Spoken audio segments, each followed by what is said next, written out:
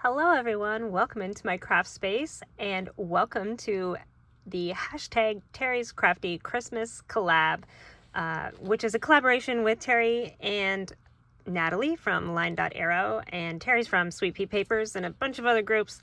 I'll put all the information in the description box below so you can check into that. Make sure you use that hashtag if you are crafting along or if you want to see the other amazing crafters. You can also click on any of the link trees that are in the description box to take you to all of the pages, Facebook pages, Instagram pages, posts, and YouTube videos. There is so many collaborators for this event. It's absolutely wonderful, and a huge thank you to Teri and Natalie for inviting me to be a part of this fun event. Today I'm going to show you how to make your junk journal cover from a junk journal base kit that I sell. And if you're interested in that, you can just message me, frappsandscraps@hotmail.com, or you can message me on Facebook, or you can just follow along and make your own cardboard and it'll be great. I am going to easily put together a book using this base kit, and I'm going to show you how to turn your cover into a fun shaker. I'm going to be using 12 by 12 cardstock that I have cut down to 6 by 12. This is from Basil Basics and it is the Ladybug Trio. I don't know if that's still in production or not, but it is what I have and I absolutely love it because it has this beautiful texture on it and it absolutely coordinates with the collection just beautifully. So if you can find it, snatch it up.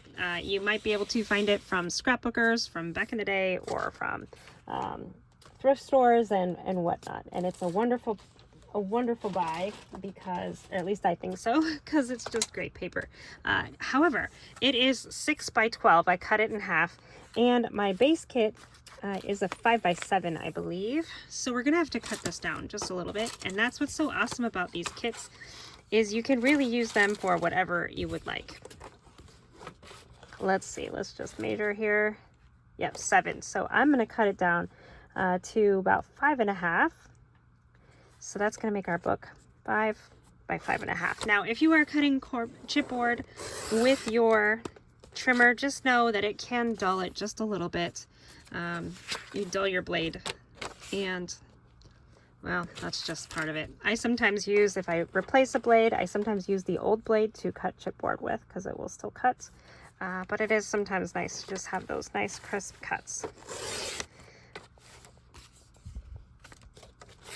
Okay, and then we also need to cut our spines down. Now the base kit will come with your front cover, your back cover, some spines, which I like to glue two together just to make them a little thicker, and then a template if you need it or want it. You can also use the template as the spine as well. So we're going to cut this down to 5.5, and this is going to throw our template off because we are changing the size. And the template is good for like a pamphlet stitch, or you can also use it as I'm going to use it today. I'll show you how you can use it if you just need 2 holes instead of the 3. That did not cut evenly, so we'll just use some scissors and trim that up. There we go. Perfect. So the next thing we're going to do is we are going to glue these together.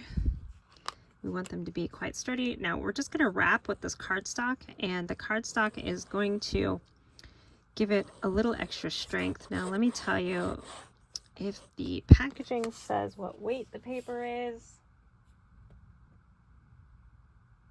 it does not, but it is pretty thick paper.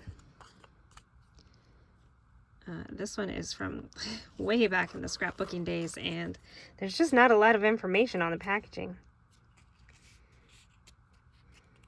Okay, there we go. So that is just a little thicker, which is great because then it gives a little extra thickness on the spine here. So we have 2 pieces of this 12 by 12 paper, well, 2 pieces of the 12 by 12 paper I cut down to 6 by 12. So I just cut it in half. We're basically just going to line this up here like this, and then we'll be able to carefully fold these in and wrap this cardstock. You can use a tool.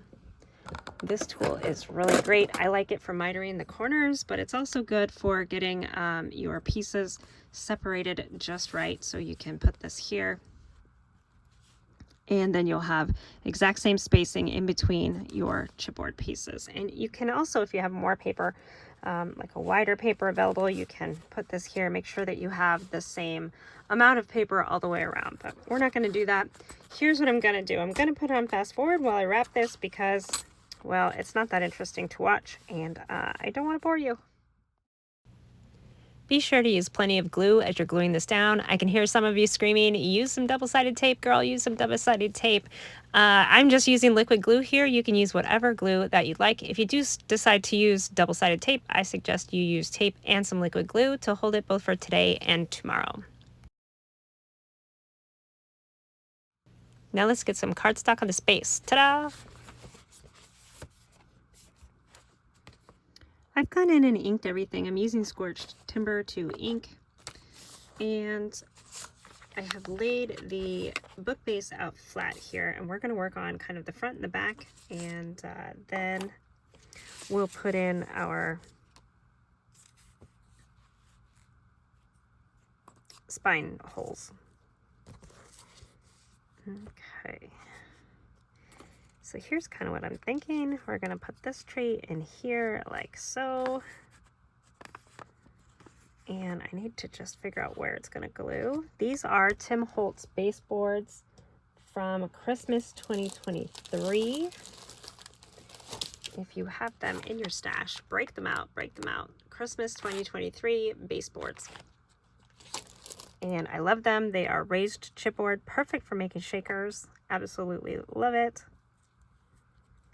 Okay, so this is, I think, what it's going to look like here on the front. And then we'll put our back cover here like this. So this one, these papers, again, are from LineDotArrow, Magic of Christmas, and I just love them. This collage page is so beautiful, and that's where all these pieces have come from.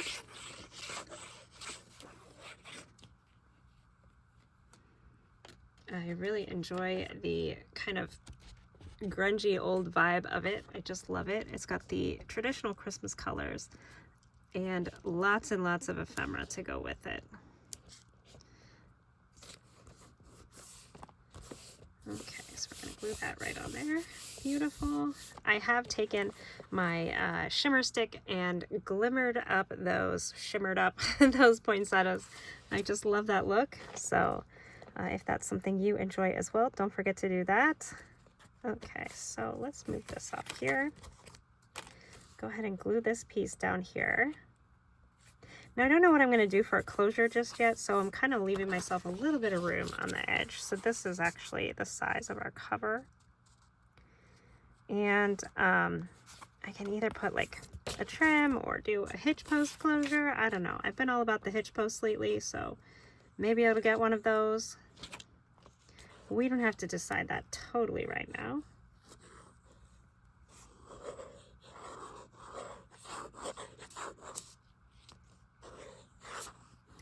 And if we've left room for a closure and we decide not to do that type of closure, we can always put a trim. Or heck, we can put another piece of the collage paper. I do really like this piece, this large, I think it's supposed to say large display. And I kind of like that right there. Looks like this is a little uneven, but I am okay with that actually, because we're going to cover most of it anyways. This is merely just a layer to make the colors coordinate, another excuse to shimmer up those poinsettias, and a little base for our frame here. Now this is going to be a shaker frame, so as tempting as it is to just glue the paper to the baseboard chipboard, we don't want to do that because then we won't be able to do our shaker the way I want to do it. And there's a lot of different ways to do a shaker. I'm going to show you one way that I like to do them, and if you have other ways, feel free to do whatever works best for you. Okay, so I think what I want to do is glue right here. And we'll put this on. Of course, you can put some sort of trim or cheesecloth or whatever you would like underneath of this.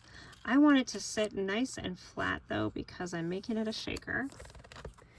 And I feel like the more bumpy that you make it, the easier it is for whatever shaker bits you're putting in there to escape, and we don't want that. I did also shimmer up these poinsettias on this cute little tree. I'll show you here in just a second. So you can see everything's shimmering.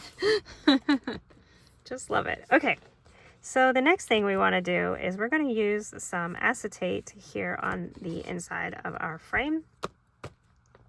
And I'm just going to be using a piece of, well, junk. We are junk journaling after all.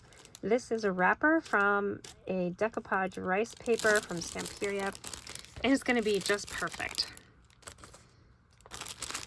So we can put that right there. Let's see, let's get it down to one layer. Now you can use anything that you have. Sorry for this crinkling. You can use anything that you have for this acetate, any kind of packaging. You could use overhead projector sheet. You could use laminated sheets of glitter. That's one of my favorite things to use. Thank you, Shanuki, for bringing me into that world. Absolutely love that. You can use wrappers from stickers or leftover plastic bags. Anything we can do to use up some of this plastic that the world is filled with these days. Okay, here we go. So we just want this to cover the window, and we want it to cover the window really well.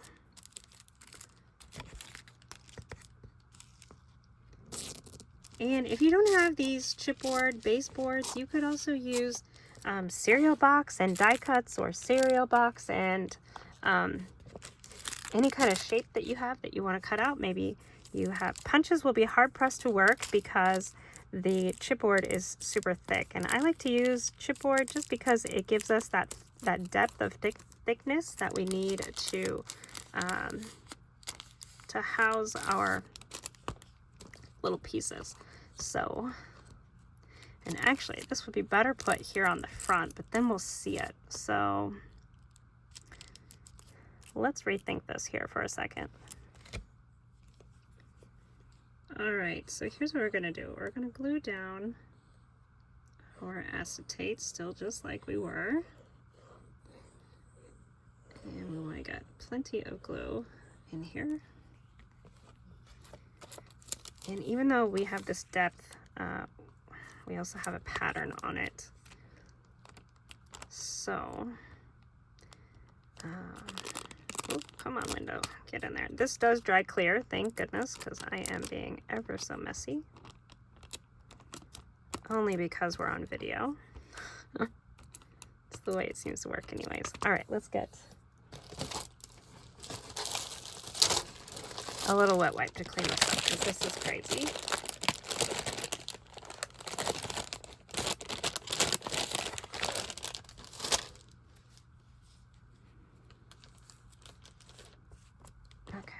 This part is the part I really made a mess out of. There we go. And of course the fingers. Okay, so now what we're gonna do, I took some extra chipboard that I had from making the book, and we're going to kind of create some depth back here. Yes, you can use foam dots or foam tape. The one that I have, well, it's tons of tiny little squares, and I think it's going to take me forever if I use them, but maybe we'll use a few and we'll fill in with this chipboard. So you just want to cut the length here.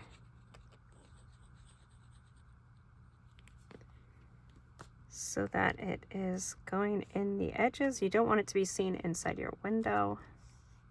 So I'm going to put it right at the edge here, and then I can add a trim around this frame on the other side to kind of box in any of the little shaky bits I want to put in here. Trim that just a little bit. We want to create a little bit of depth for our little shaker goodies to sit in. And we still want to seal off this acetate so it can't escape. Now, if you're using ultrafine glitter, it is very easy for that stuff to escape. but there's a lot of different things you can use as shaker elements. I like to use sequins, or I like to use a mix. This one is from Buttons Galore, and it kind of has some little trees and all kinds of little goodies in here. I have another one. Yeah, this is the one I think I'm going to use today, actually, as I tip everything over. You can see it has all kinds of little red and green and gemmies. So we will need a little bit of depth so that they can move around, but hopefully they won't escape as much as glitter will. Now, as you're gluing on your chipboard to get some thickness, you want to make sure you keep the same thickness all the way around, or you'll have a little bit of a lopsided shaker.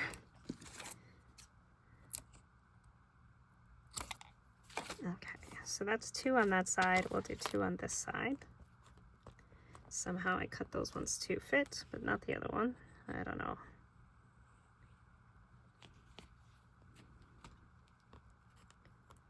Okay. And then we still want to get around these sides as well, which means we kind of need a little bit skinnier of a piece because we don't want it to show on this side. Yeah, I need to trim it just a little bit.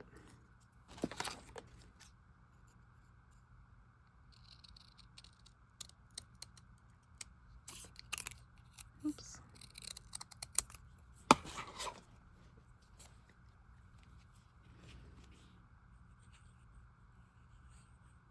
Okay, so we've got 2 pieces here, 2 pieces here. We're gonna go 1 piece right here. Again, trying to make sure it's not seen from that little bit of a curve up the window there. It's okay if it's seen on the side here. And we'll do another piece.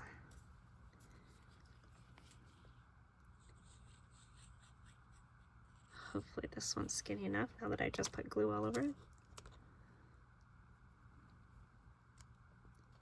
It's not.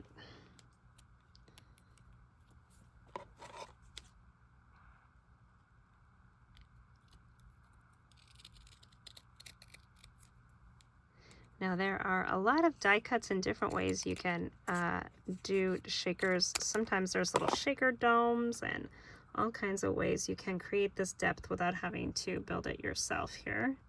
But if you don't have any of that, basically all you need to do is have a little bit of room for your shaky bits to move. Okay, so that's 1. Did I do 2 here? I think I did. And we'll do 1 more there.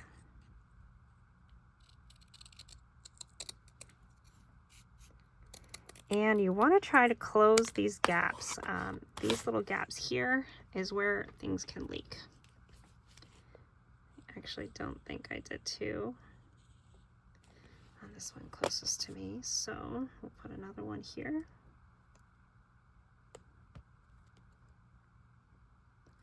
And again, like I said, we want to try to close these gaps. So I've got some foam tape, or you can use hot glue right inside of there, trying to get those gaps to close. As long as the hot glue is dried and it's not in an area that can be seen, like right there, because it will burn the acetate a little bit if you're not careful. What is going on here? This one must be really thick.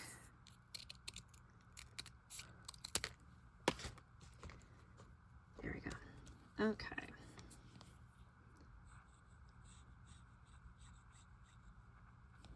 So again, we want lots of glue, and we don't want anything sticky on the inside here because that's where all of our little shaker goodies are gonna go.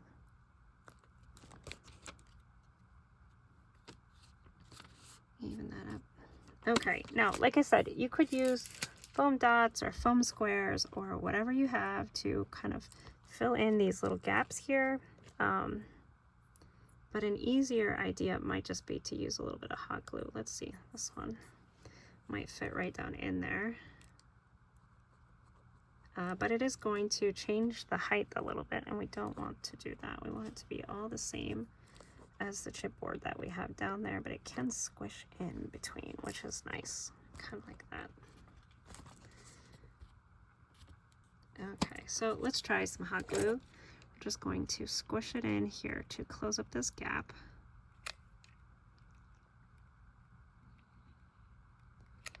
There we go. And we're going to close up this one. And this one over here. And maybe still put in just a little in there. Then we will use our silicone brush and just kind of smooth it out. So we are closing that, just kind of sealing it up. We don't want anything to escape. Now we don't want those clumps either, because that will create an uneven area. Okay. And try to get rid of our strings. Ugh, that glue made a mess. I need to try to clean that up just a little bit too.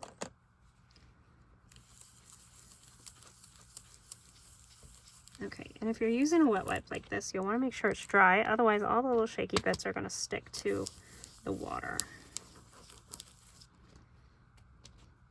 So we use a wet one, and then we'll use a dry one. Clean that off. This will also help to get rid of any of those glue strings that we've left behind. Now that's not going to create a ton of depth, but it will create just enough, I think, to have our little shaker bits shake. So let's do that. Now an ideal way would be able to pour these right in here, but then you have to flip it, and that's not fun either. So we're just going to pour out some of these. Kind of in a little pile, and you need less than you think. I always tend to try to do too many, and then it doesn't shake very good. So less than you think. We're going to push it right into the corner, or into the center here rather. There we go. And then we'll see, make sure we get this going the right way. I have little foamy dots attached to me. There we go. See how it doesn't look like it's very much, but that's exactly what you want, because we want it to still be able to move and shake. Move and shake. All right, now we're going to give it lots of glue on all of this chipboard depth that we've created here.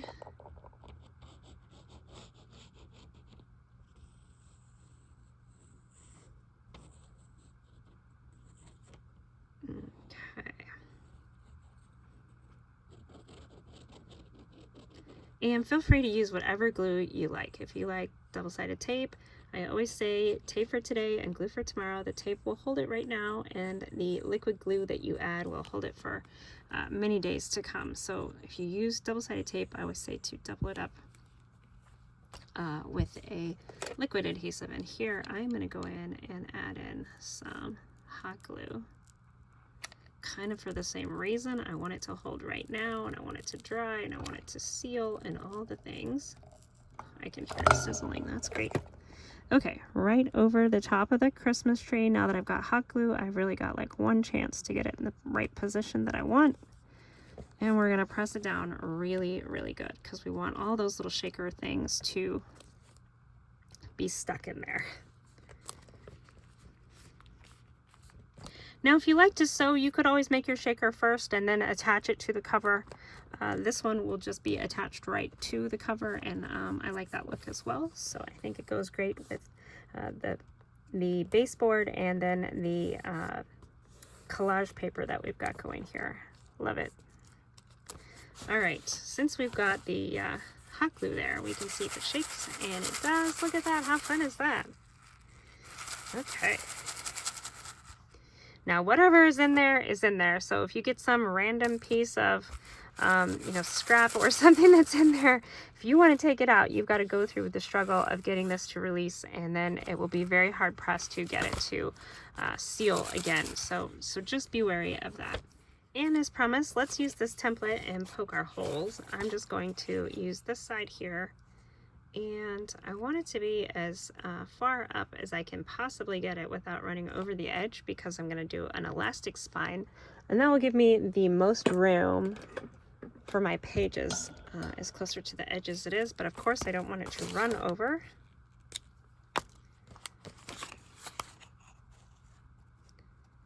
So just get it up here as much as we can. We're going to draw our little circles. And you can see since I cut it, this one isn't matching up, but we can easily flip this over and do the same thing here.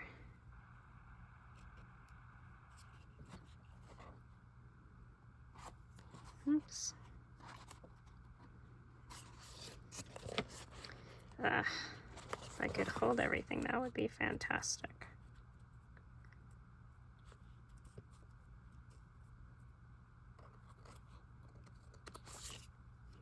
Okay, I'm going to take a double look at it, just make sure it looks like it's in the position where we want it to go. And I like to do 3/16 holes because I like to use 3/16 eyelets.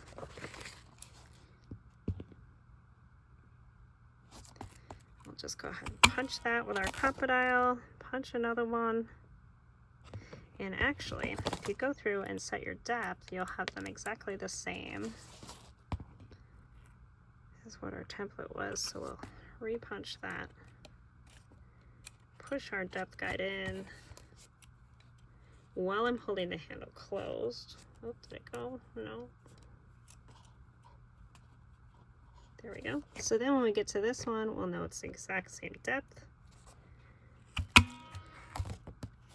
And that worked. And we'll do the other one, the other side here.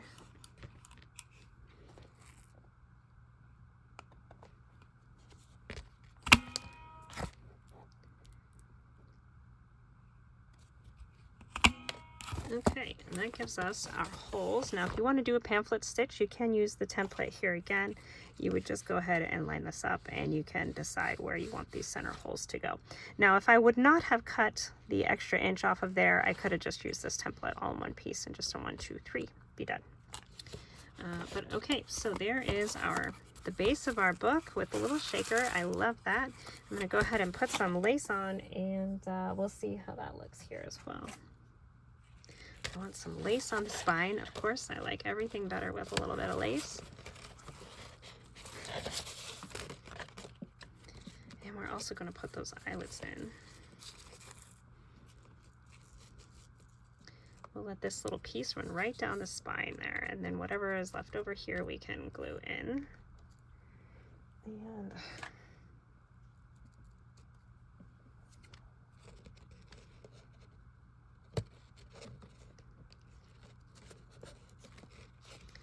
oh yeah, I forgot there was a little piece I wanted to use, a little sentiment from the baseboard kit as well.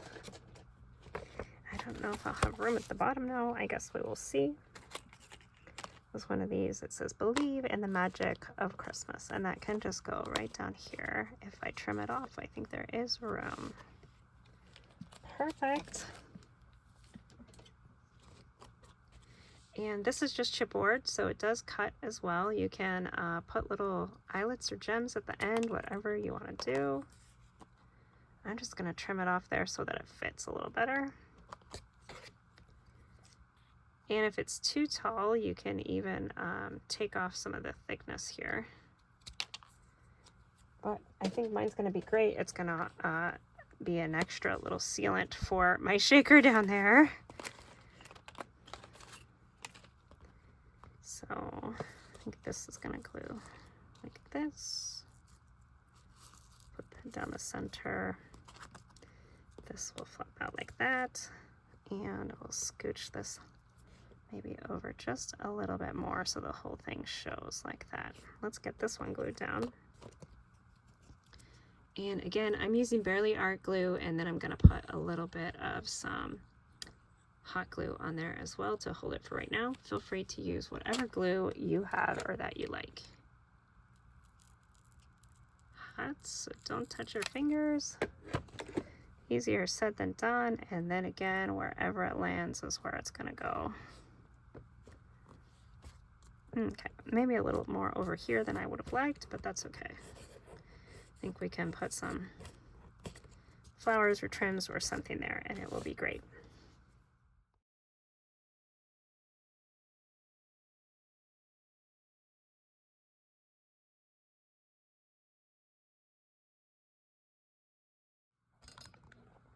So there we have it. We have created this junk journal cover and a base. So it's ready now to put some elastic in, put some pages in, decorate the insides, and have a place for all of the beautiful ephemera that can be found in this wonderful kit from LineDotArrow.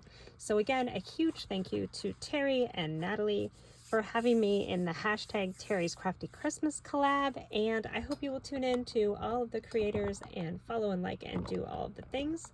And thanks so much for watching.